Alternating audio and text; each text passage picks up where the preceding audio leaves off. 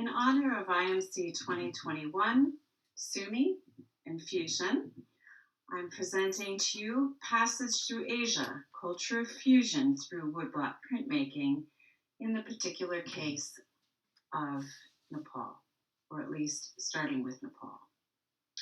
Print art in Nepal is visible today almost entirely due to contemporary artists working in Kathmandu.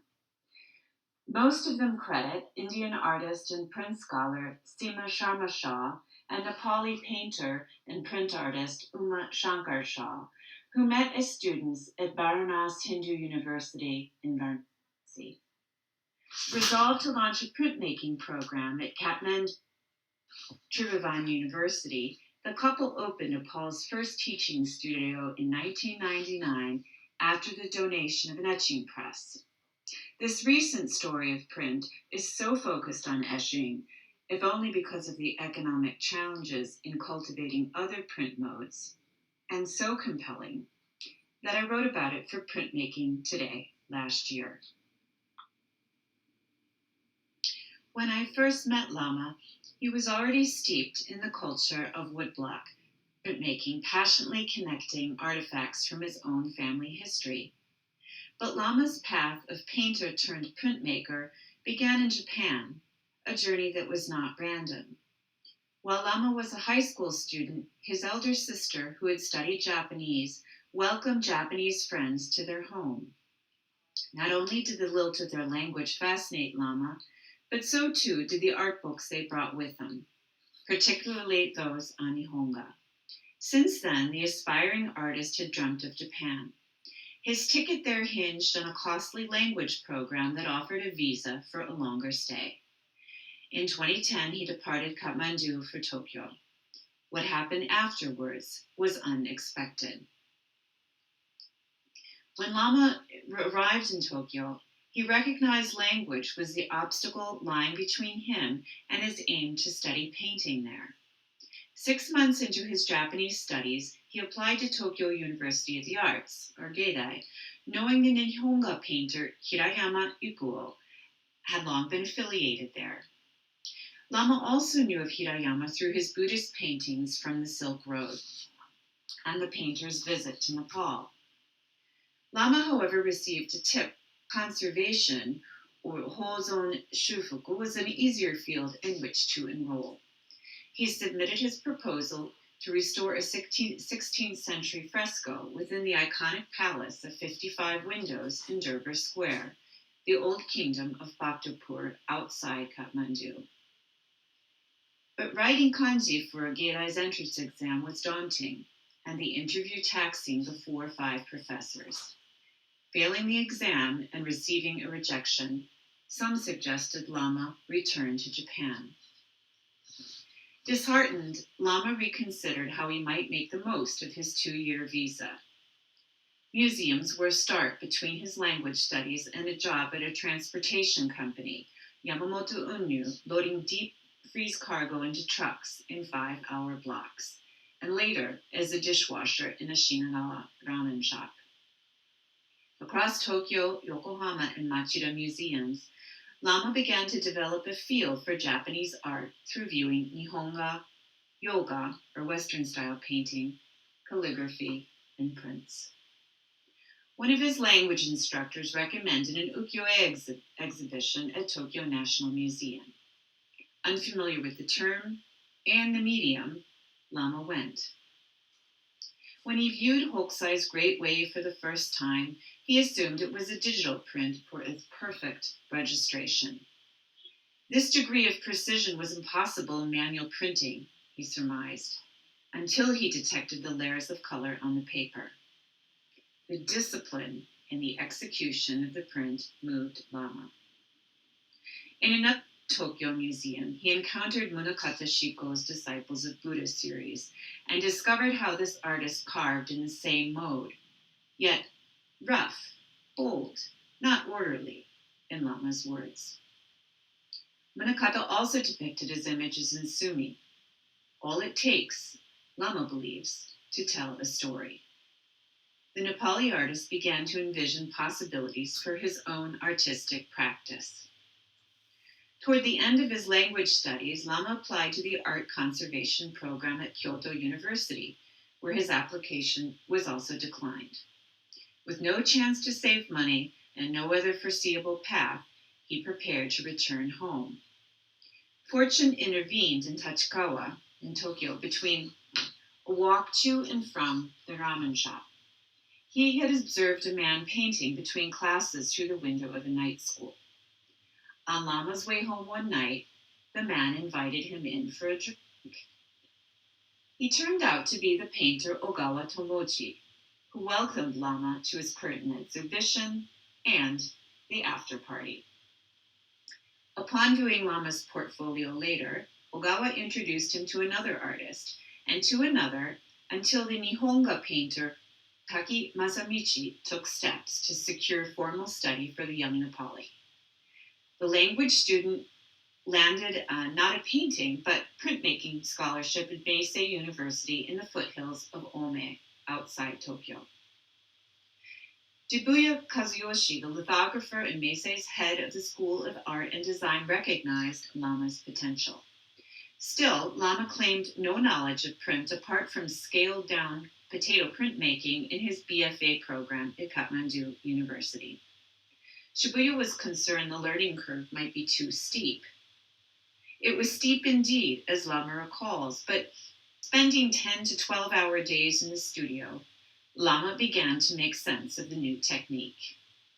He also started to train in Mokuhanga with Kimura Shigeyuki, whom some of you know, and he was finally able to study Nihonga, developing a particular interest in kinbaku, or the use of gold leaf.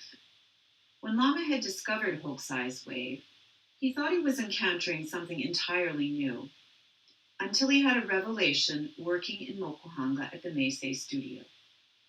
Pictures he knew intimately from his childhood in Nepal were actually woodblock prints themselves. He pocketed that thought. For Lama, Mokuhanga overall wasn't about its water-based polychrome inks that have attracted so many, but for the experience at every stage of its sensory process. How much water, what mix of sumi for a desired effect, and how much and what kind of pressure for the bottom. Unlike lithography, where so much is predetermined, Lama is able to continually adjust his woodblock image while he prints. He revels in the boundlessness, the sounds, textures that converge in an energy that he finds empowering. Within this mode, Lama values the discipline above all. From start to finish, every detail should be precise, like Hokusai's Paragon work. By Lama's second year in printmaking, he was awarded 2 assistantships teaching both lithography and Mokuhanga, where he learned all the more through student mistakes. He also observed he need only look in his studio trash bins for invaluable materials, high-quality pencils, sketchbooks, and half-used tubes of imported watercolors. Lama's prints subsequently had been selected consecutive years for Machida City Museum of Graphic Arts' annual student print exhibition, and he was featured in a 2-person show in Kanda. It was at this time that Lama decided to return to Nepal. Lama's conversion to lithography in Mokuhanga unfolded across Tokyo during the months leading up to the 2011 Tohoku earthquake, its aftermath. It wasn't until he landed in a Kathmandu Contemporary Arts Center residency where he was able to process the disaster of impermanence. With neither lithography stones nor a press available to him in country, he leaned into his Mokuhanga training. He carved raw sketches like munakata into medium-density fiberboard of the upset haunting him, a series he entitled Tsunami.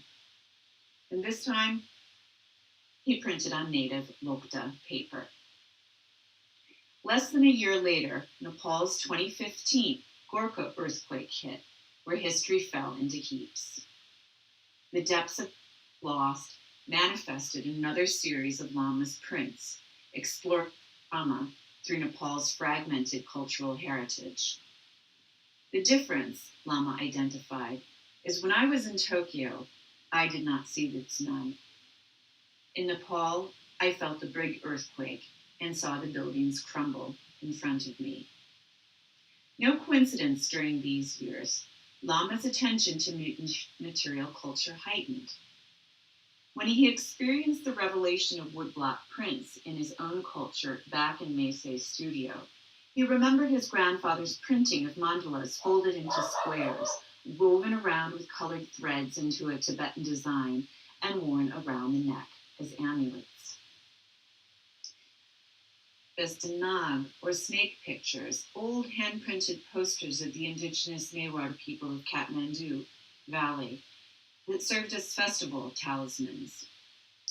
Now machine-printed, yet adhered to doors and walls with dung, dubo grass, and rupee coin. When he stopped at a snack shop in his neighborhood, he overheard the telltale rhythm of a brayer over wood and discovered a woman in the background hand-printing prayer flags. Prayer flags, of course, are an integral expression of Buddhist life. Our family still prefers to print from woodblocks, the woman explains, being far more economical than the zinc plates frequently used today. Lama offered a tip on how to prepare the block with more precision, thereby economizing on ink. Lama acknowledges that in his subconscious a sense of instability persists. A friend, San mandala maker and monk from Serkang Monastery, the road from Lama's home in Kathmandu's sacred Bodhistupa district, recently mentioned that the monastery owned sets of sutra woodblocks. The blocks were carved about 50 years ago at the main Tungoshe monastery in the Everest region of Solokhombu. The machine printing had since supplanted the rapid two-monk hand-printing tradition. Perhaps the nagging instability Lama felt was one reason he wished to see the blocks, as some confirmation of a tradition that he could appreciate both for its enduring materiality and, given his work in Mokuhanga, for the power of transmitting the gift of image and text too. Lama pushed deeper into the discovery to offer a demonstration for the monks. Confirmation of a tradition that he could appreciate both for its enduring materiality and, given his work in Mokuhanga, for their power of transmitting the gift of image and text too. Lama pushed deeper into this discovery to offer a demonstration for monks. Monks gathered to observe, some with the knowledge that the monastery had these blocks, while younger monks had neither seen nor knew what printmaking was. Most of them probably couldn't have known that the sutra printing industry in Tibet had once been divided into 12 specialties, from tiers of proofreaders of the original copy, editors, wood carvers, and paper makers, to metalworkers for tools, doctors, and tailors to stitch the block the covers of wool or felt. Lama made out his brushes, nori, sumi, barnan, and smooth Chinese Xuan paper that he had from a previous printmaking residency in China. The monks were intrigued with the barnan, quipping about its use as they ran it over their heads and faces. They marveled at the hake with its bristles of horsetail hair. Lama arranged a printmaking space on a low portable table used for everything from tea to services in the monastery's shrine hall, whereupon monks propped their sutra pages for recitation. It proved to be much like a traditional Japanese printing table, or tsuridai. They watched the exacting process as Lama applied sumi with the hakobi, dabbed the block with nori, distributed the material with the hake around the block's surface, and then dropped a sheet of Xuan paper onto the block. Like cultural fragments that united in the recognition of a larger tradition of Buddhist expression across Asia, Lama had pieced together a verifiable demonstration with these obsolete but hardly unusable blocks. During this intimate exchange, the monks were attentive to a process they had never witnessed, while for Lama, he drew on a fusion of Tibetan, Chinese, and Japanese knowledge to deliver this experience. As an artist, Lama took in his printing act with particular awareness, how smoothly the printing advanced, how deeply cut the blocks were, how carefully the Tibetan text was carved into the block, as proper as the calligraphy Lama's grandfather once inked on thick loped paper. How fine the lines were, like ukiyo-e, prompting a kind of reverse revelation where native quality equated with what he revered in ukiyo-e prints. Lama also learned of indigenous knowledge that once informed Nepali woodblock printmaking. A vegetable ink had been used, composed from the leaves of a legume variety bearing properties that protected the paper from insects. When Lama finished his demonstration, the monks perused the sheets with fascination, and each monk requested his own print of the sutra before parting. Between the Tohoku and Nepal earthquakes, impermanence had become Lama's lens through which he engaged in daily life.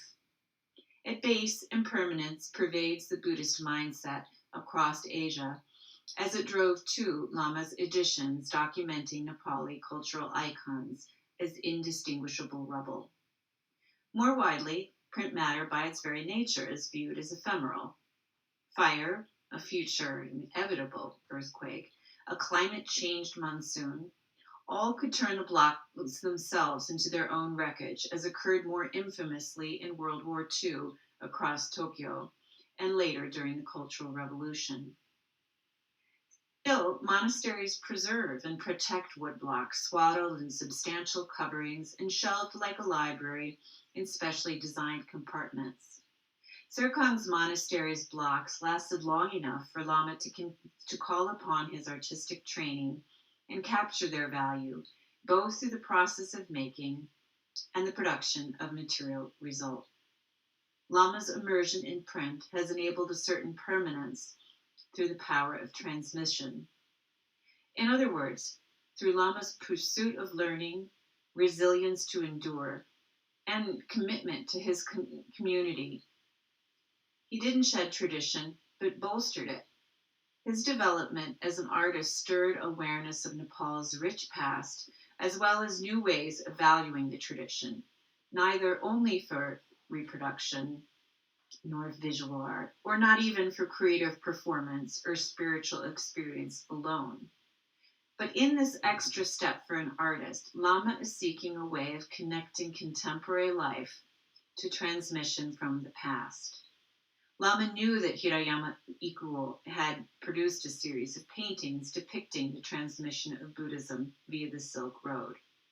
Now Kavilaj Rama, with his own passages through Asia, can confirm that life is a fusion which accrete in cycles. Thank you very much, and I look forward to any inquiries, feedback that you might have via discussion or online via email as the conference goes on. Thank you.